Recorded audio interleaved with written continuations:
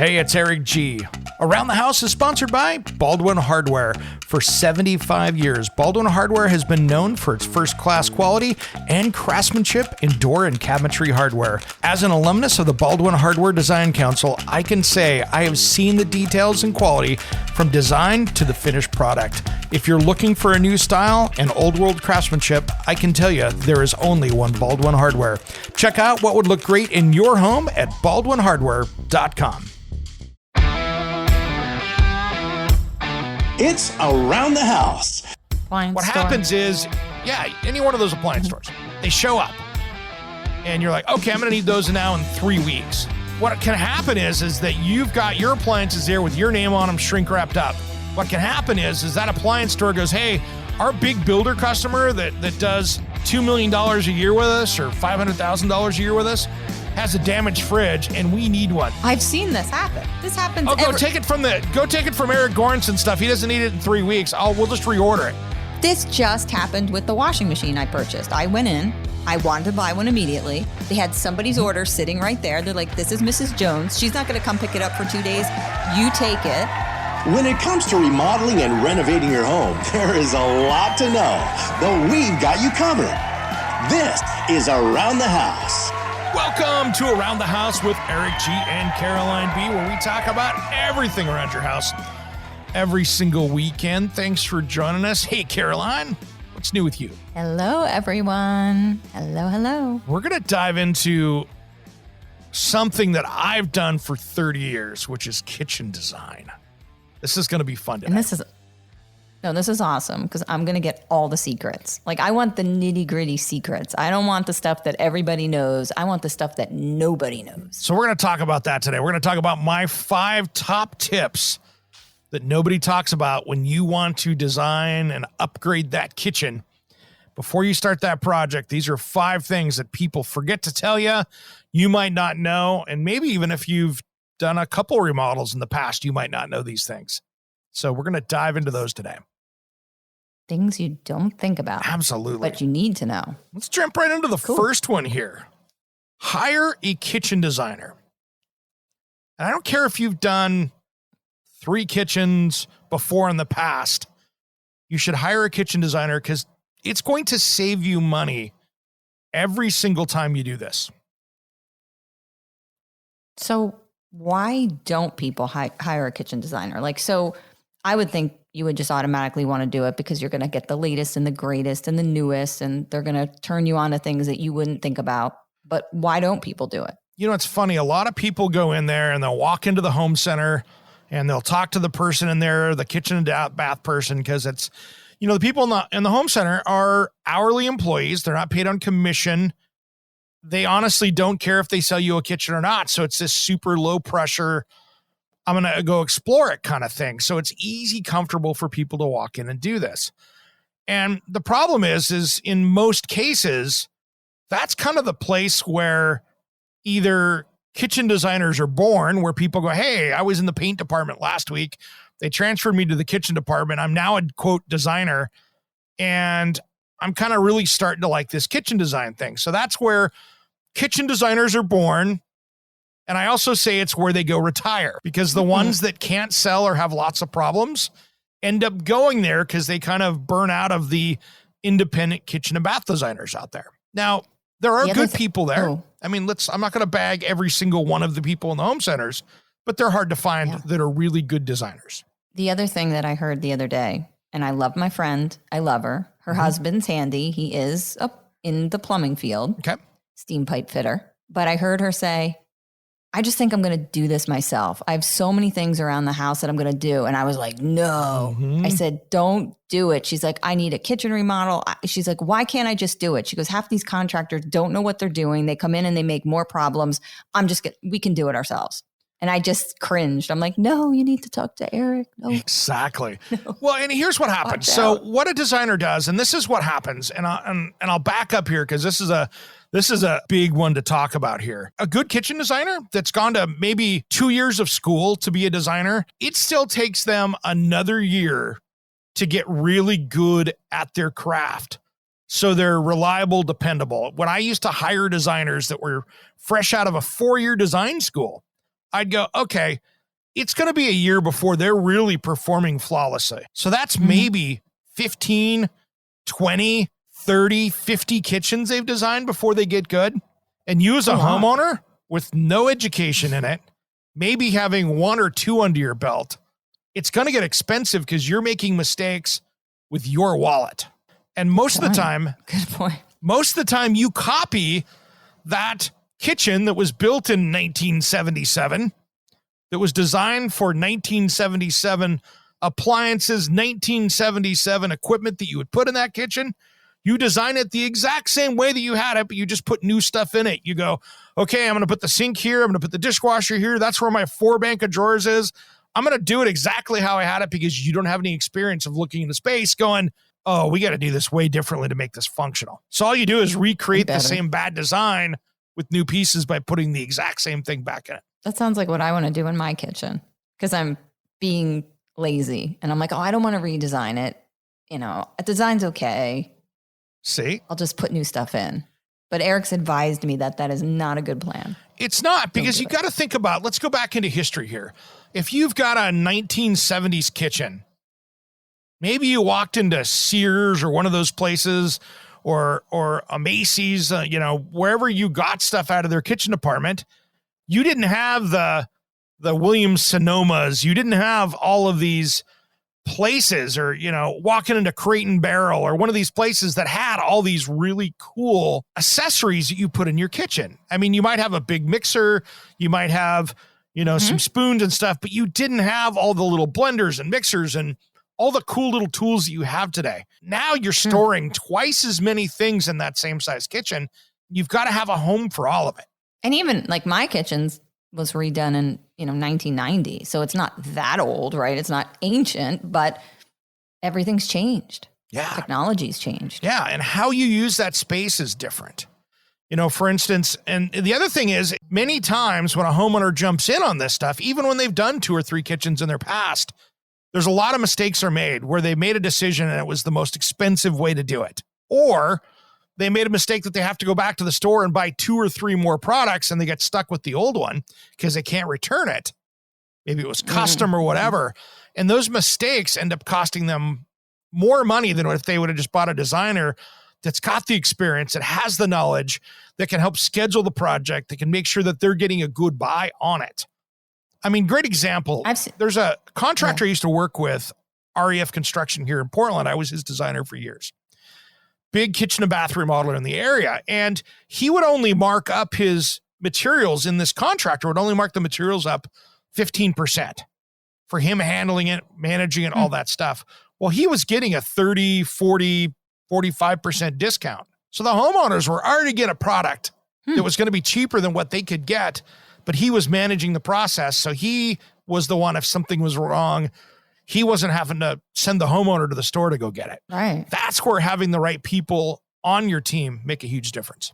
And I was going to say, I remember doing a particular kitchen and the dishwasher, they ended up changing the dishwasher. Something happened. It was a size thing. And then it ended up being a huge gap in the flooring because the flooring they had allocated was supposed to go up to the old dishwasher and it left a substantial gap. So then it became a problem how they were going to redo that. Those little things get so expensive. And there's so many of them. Great example. One of the biggest gotchas in kitchen and bath design today is that, the French door refrigerators, right? Where you got the 2 doors up top and you got the drawers down below. Many of those French door refrigerators, they don't tell you if you have that up against an end wall that you need 5, 6, 8 inches to open that up beyond 90 degrees to get the crispers out. And I mean, I've had to call manufacturers like in the past, like LG, Samsung, guys like that make good quality products. I'd have to get on the phone and call them and go, okay, what is the offset of that refrigerator when the door is open enough to get the crispers open? And literally I had somebody, maybe it was at Whirlpool or GE or somebody that had to run downstairs out of their call center and go open up one and measure it because it wasn't in their specs. But as a homeowner designing your own kitchen, you don't know that, right? Exactly. So to fix that is you get this kitchen done, the appliances show up at the end, slide it in the hole, you go to load the thing up and you're like, well, I can't put anything in these bottom crispers because the door won't open all the way. You got granite countertops in, All right, we come back, Caroline. This first one went quick. We'll jump into one of my top secrets that'll save you huge headaches of not having a kitchen. We'll do that just as soon as Around the House returns. Should I be allowed to be so hot?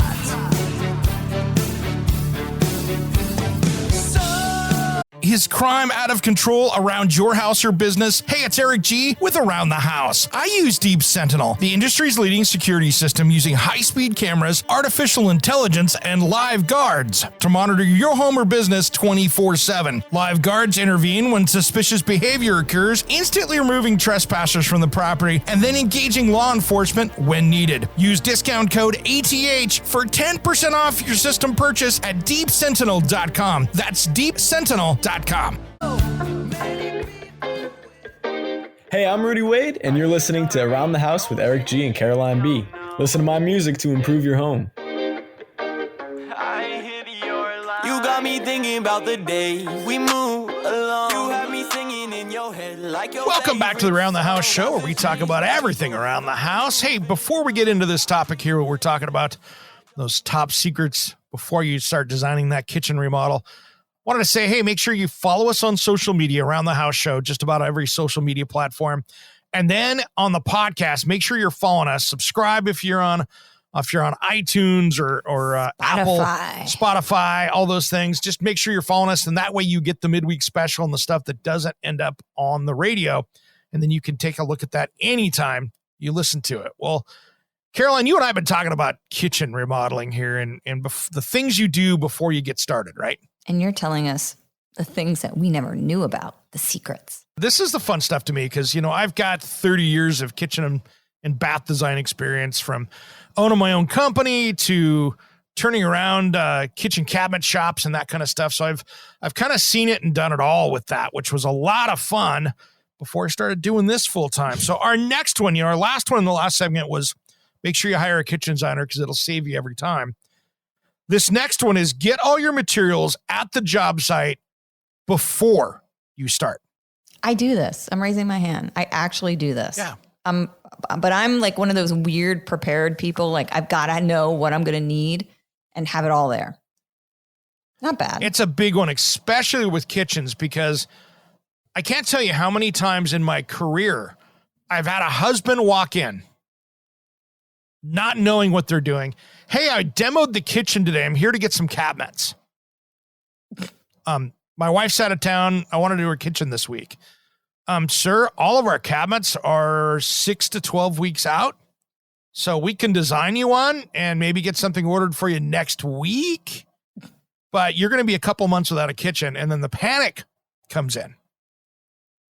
So getting the materials, especially today, where we have product shortages, lead time issues.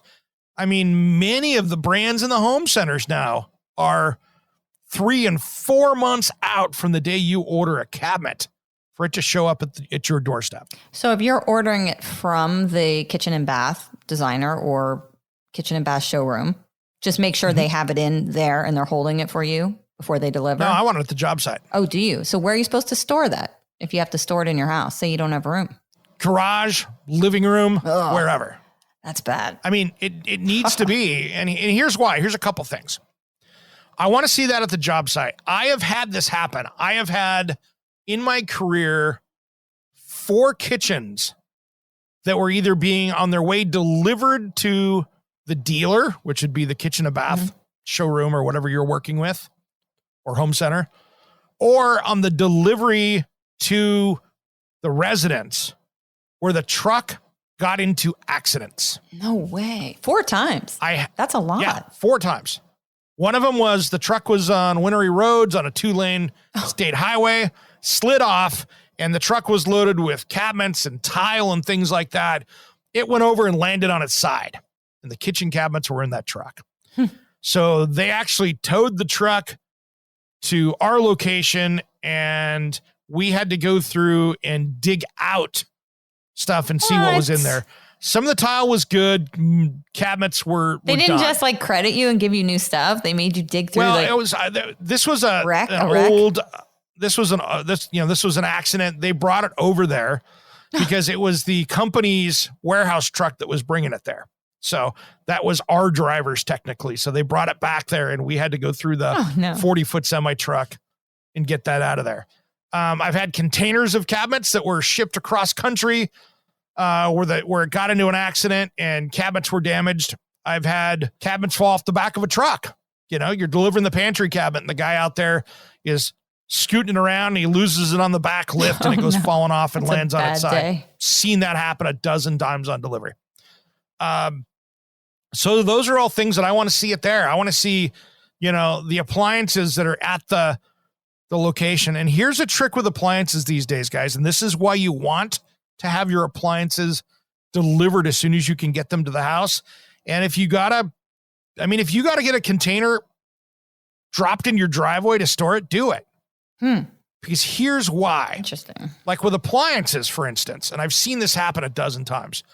You'll order your appliance package from either a home center or a, reputable large retailer. Appliance what store. happens is, any one of those appliance stores, they show up and you're like, okay, I'm going to need those now in 3 weeks. What can happen is that you've got your appliances there with your name on them, shrink wrapped up. What can happen is that appliance store goes, hey, our big builder customer that does $2 million a year with us or $500,000 a year with us has a damaged fridge and we need one. I've seen this happen. This happens. Go take it from Eric Goranson stuff. He doesn't need it in 3 weeks. We'll just reorder it. This just happened with the washing machine I purchased. I went in. I wanted to buy one immediately. They had somebody's order sitting right there. They're like, this is Mrs. Jones. She's not going to come pick it up for 2 days. You take it and we'll order her another one. I mean, this just happened. See? Yeah, that's how that works. And so my belief is get it out of there because they're trying to make the sale or they've got somebody that's going to make that they don't want to lose. It's going to take a huge thing. And you're just the homeowner. You're the one that's going to get nailed on that. And you're going to be without an appliance. So get it at the job site. Good point. Where'd you store all your stuff when you did your kitchen? See, I'm dreading this now. My garage was packed full. Oh, man. It was a joke. I had appliances in the living room. I had cabinets in the garage. I had it stacked up everywhere because I wasn't going to get into that. Get stuck. And I did not take the sink and the other stuff out of there until I had those here. See, but that's why people dread construction. I dread it because I know my whole life is going to be in disarray during this time period. Yeah. So let's dive into the next one here because we're going to have to do this one, since we got 5 and of course 4 segments today. I want to slide this one in right here because this is going to be a big one.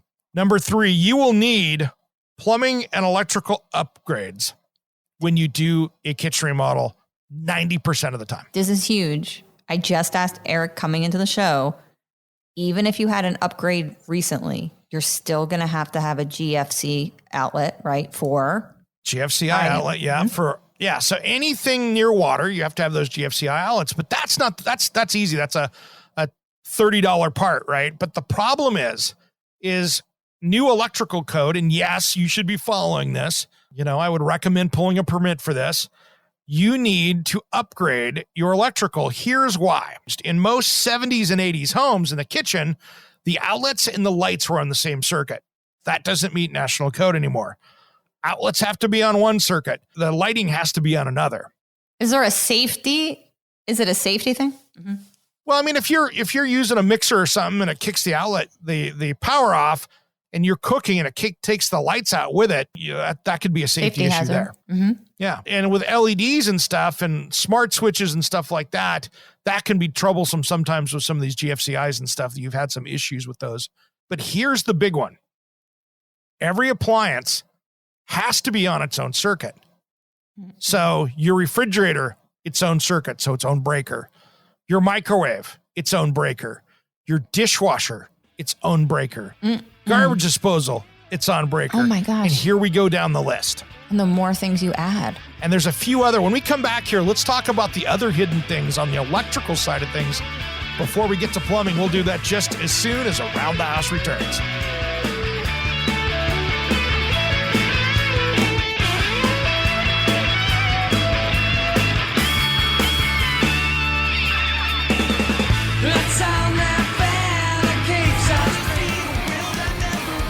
Hey guys, you're listening to Around the House with Eric G and Caroline B. I'm Zeke Sky, and I'm going to show you how to shred it out while you're building it up.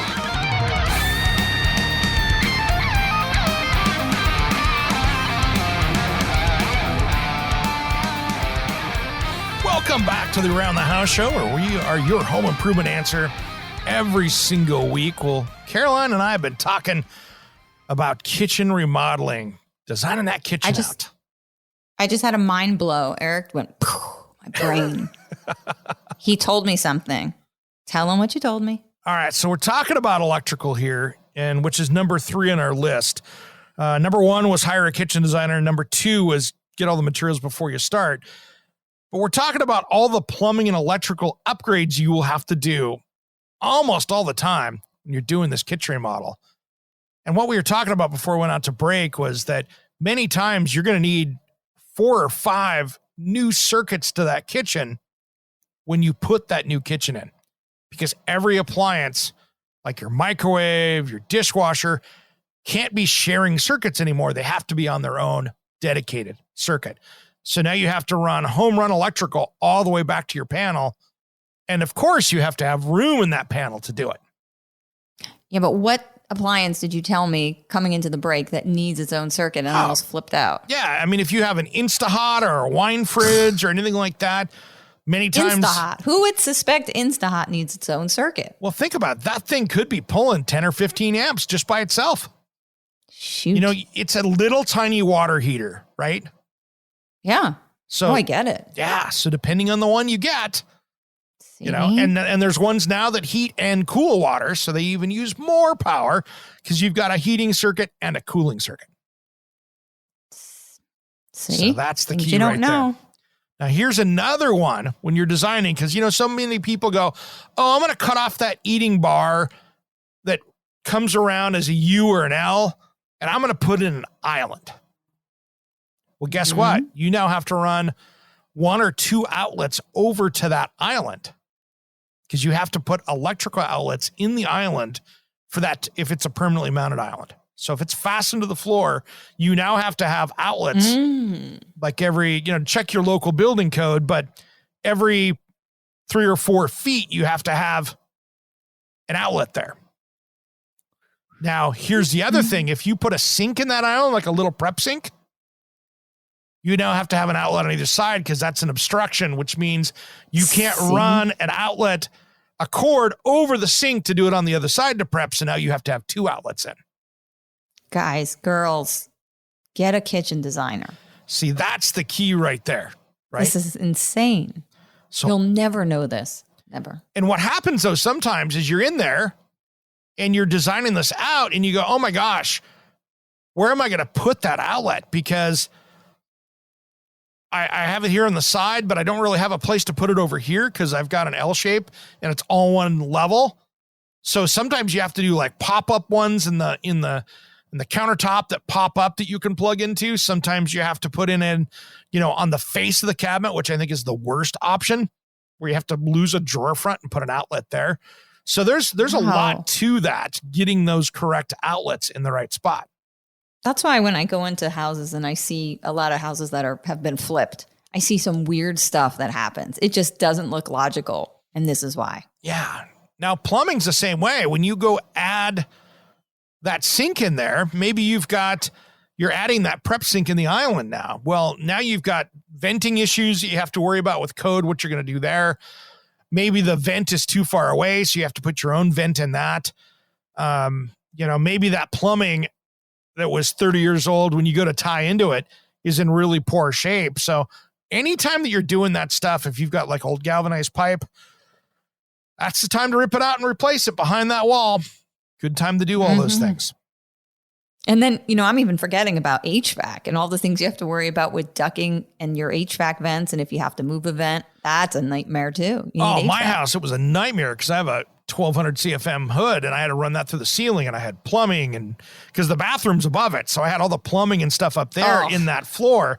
And when you have to go run a 10-inch or 12-inch duct through a 10-inch space, it's not good. Not good. You don't have enough room to get all that through there. So, And all your registers and all of your, conditioning spaces, everything has to get moved when you do a kitchen. Then you might have to run extra ductwork, move things. Mm-hmm.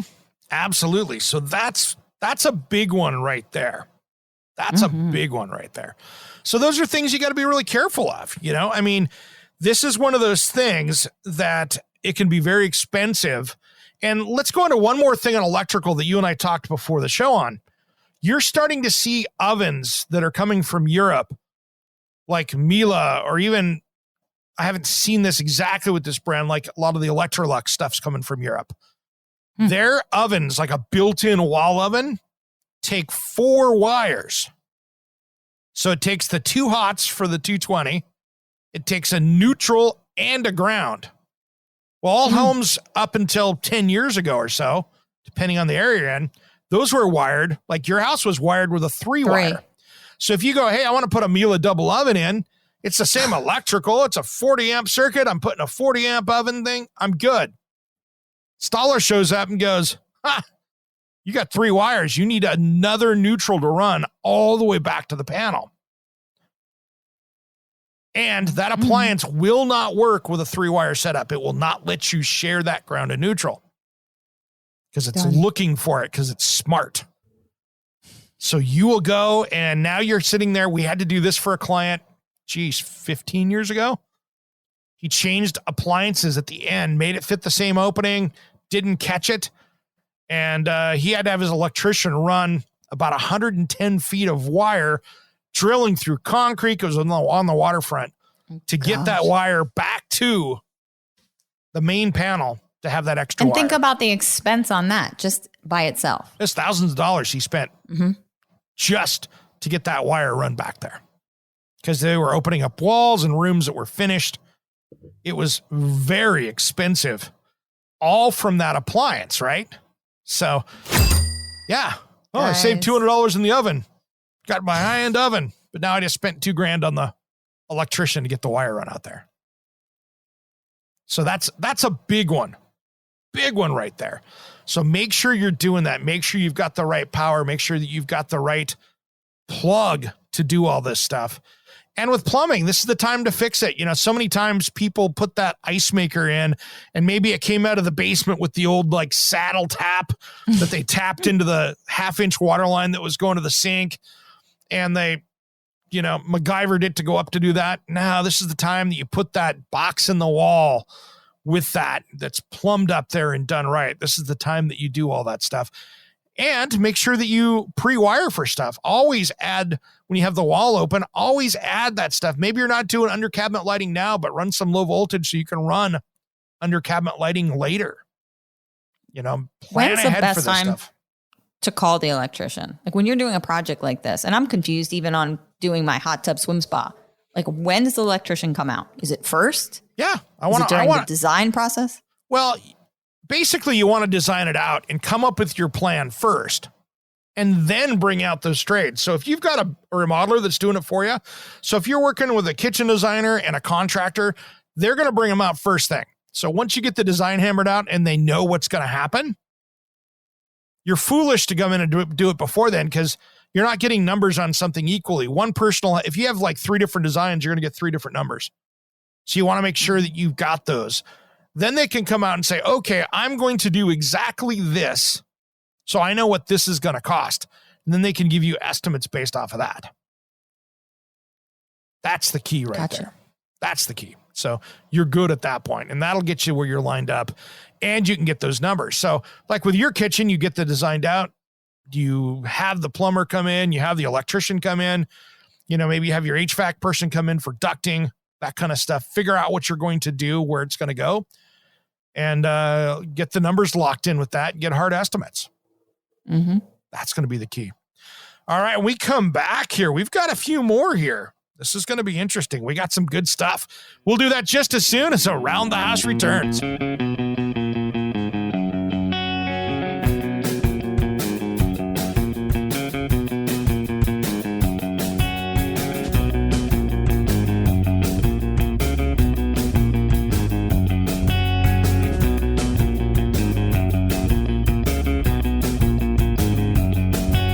You threw my clothes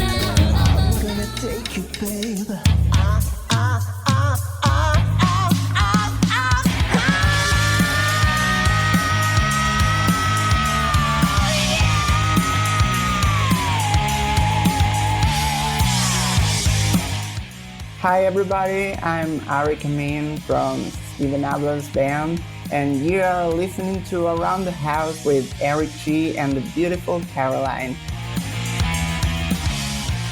Welcome back to the Around the House show, where we talk everything about your home every single week. Thanks for joining us. If you're just joining us, we've been talking about my 5 tips you should be doing when you design out that kitchen. If you're thinking about designing a kitchen, these are those things that, probably nobody's told you about, that'll save you money and a lot of headaches that you should know before you start the process, instead of somebody dropping on you going, what? Are you kidding? And why do we want to listen to Eric? You need to tell them a little bit about your background for people who don't listen to the show regularly. He is king. There we go. So okay. Tell us. Yeah, so I'm a certified kitchen designer through the National Kitchen and Bath Association. We probably should have talked about this in the first segment, but that's a great place to find kitchen designers. That is where people in North America go to get certified to be a certified kitchen and bath designer or a master certified kitchen and bath designer. I'm a certified kitchen designer. I got that certification in 1999 to date myself. And I had to have 8 years of experience before I could even take the test. So that tells you how long I've been doing this. So you need that experience. Like, I believe that. I don't think that people just come out and, you're young, you've got the energy, but there is nothing that replaces experience. We have worked on so many different projects. It makes us just so worldly. We've seen everything, or we've seen a lot. Let's put it that way. Yeah. There's nothing that really surprises me anymore that I go, I hadn't seen that happen before. I mean, I had cabinets one time delivered via helicopter onto the rooftop to get them in. Yeah. So I've seen a lot of different stuff happen. Let's put it that way. So number 4 on this list is a big one. I want to blast through these here and get that right information out to everybody. It's going to be more expensive than you think it is. Yeah. So great example across the country. Here's some averages. A minor kitchen remodel, which I call fluff and buff. You're just kind of cleaning stuff up. The average job cost of that is $28,279 to kind of take what you have there and clean it up, maybe upgrade it a little bit. Now, if you're going to do what I would call low-end kitchen, I'm talking a major kitchen remodel that is a low-end one. I'm not talking having granite or quartz tops. I'm talking about having like vinyl flooring, laminate countertops, nothing super cool, right? That average across the U.S. is $80,800. Well, I told you, my dad lives in Rehoboth Beach, Delaware. He called me. His mind was blown. They quoted him $179,000 to do the kitchen. And this was not anything extravagant. But he did have some, he had to move a vent fan, and he's had to actually install a vent fan. But, he was not doing anything crazy, and he couldn't believe it. And he's 77. Yeah. He doesn't want to really spend $179,000 at this point to do a kitchen, but this is the going rate. No, I get it. And an upscale one, the average upscale kitchen remodel, this isn't like your $10 million home. This is your average upscale kitchen remodel. $158,000 across the U.S. That's where he is. Yeah. So that's the average. So that's putting in like maybe the wool for the Sub-Zero. That's putting in the granite countertops. That's putting in the tile floor. That's putting in under cabinet lighting. That's all the normal stuff that if you watch HD TV that you want to put in there, right? I never quit working.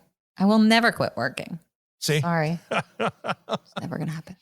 Well, it's what it is. And there could be stuff hidden. Now, one thing I want to talk about, that's the hidden stuff out there. And this is going to be a little sidebar for it's going to be more expensive. When you're talking to a contractor, you are paying them for their expertise. I have seen plenty of kitchen and bath remodelers across the country that'll come in and let's say I'll make up a client, Mrs. Smith, keep it simple. She goes out and gets 3 bids for this kitchen for her and her husband. First guy, $70,000. Next guy, $95,000. Next guy, $150,000, right? The guy at 70 gives her the pitch. Oh, I do this for a living. It's great. They're just overcharging you. She goes with him. The problem with that is there is a business model for some kitchen and bath remodelers out there that I call the change order kings. Oh, we pulled the permits on it. We had no idea you needed 5 extra outlets, 5 extra things for your kitchen. You need 5 circuits. So we had no idea. Sorry. Well, you should have. You're the professional. You should have known that. But then they go, oh, that's a change order, $10,000 because we got to upgrade your panel and put this stuff in. And now we're running a wire everywhere. These guys end up being more money than the top guy that you said no to that you thought was ripping you off. Now, Caroline, number 5 is a big one here. This is one that we got to hit on because it's just so important. Those new appliance requirements. Great example. Let's say, and this happened in my house. So if you've got a 30-inch range and you go, man, I want to go pro style. I want it to look sweet. I want to go with a commercial, maybe a regular range to a 30-inch pro style range, or a 36 or a 48, or man, you're going crazy with a 60. You have to figure out those new gas requirements for that. Many times that little 1/2-inch line that's going there. Not going to work. You need a big Not going to work. tube. Not enough BTUs. Maybe you need a 3/4 inch. Maybe you need a 1 inch. And now here's the other part of that. The distance to the meter matters. Longer the distance, the bigger the pipe. Interesting. Because some of these things, if you turn on 5 burners, and even worse, if it's got a gas oven, you're going to need so much gas in there. You don't want to starve out your water heater that's gas, right? Oh, and now true. that could be a whole carbon monoxide issue over there. Yes. So it's a huge safety concern. You can't just do that. Now, here's the problem. When you go to do that, your meter might be a small meter. You might not have enough gas flow coming through there.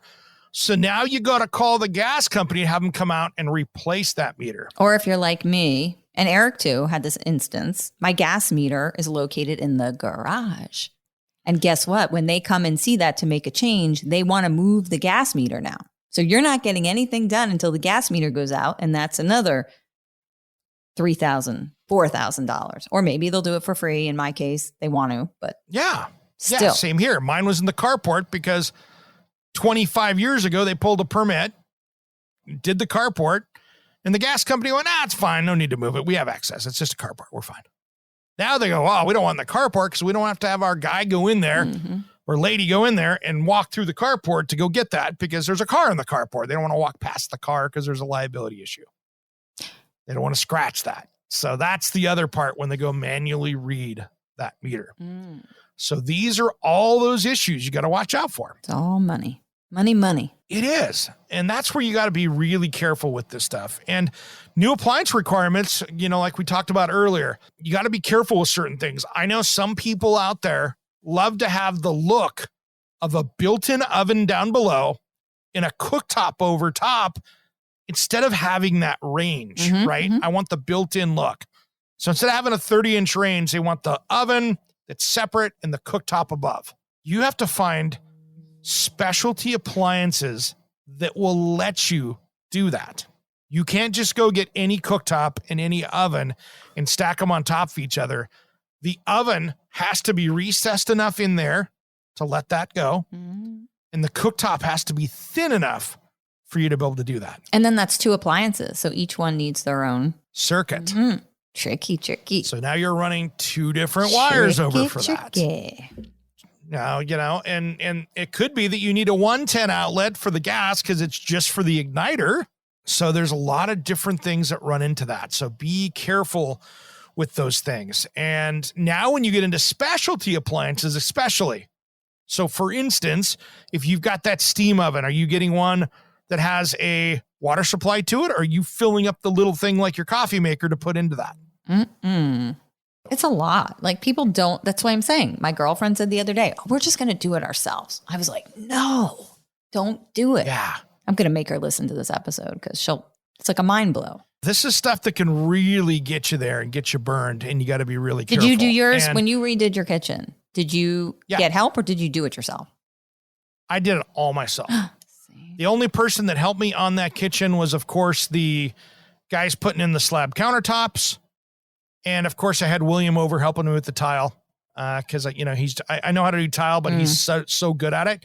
It was fun working with a buddy. Yeah. But that's what it was. But everything else I did on that place, which was a lot of fun. Well, look at you. And I wanted to film it. So I did a lot of filming for TV with it.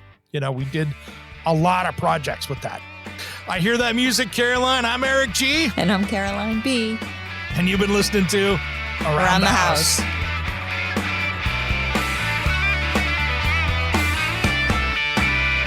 Hey, it's Eric G from Around the House. Are you planning a decking or siding project this year? If you are, you've got to check out my friends at Millboard. Millboard is a completely different kind of composite decking and cladding that enhances outdoor spaces with enduring distinction. Hand-molded from the finest oak, it realistically mimics the natural grain and color of premium hardwood. If you're looking for something that doesn't look like plastic and instead real wood, check out millboard.com. Make sure and check out that interview we did just a few weeks back. That's millboard.com.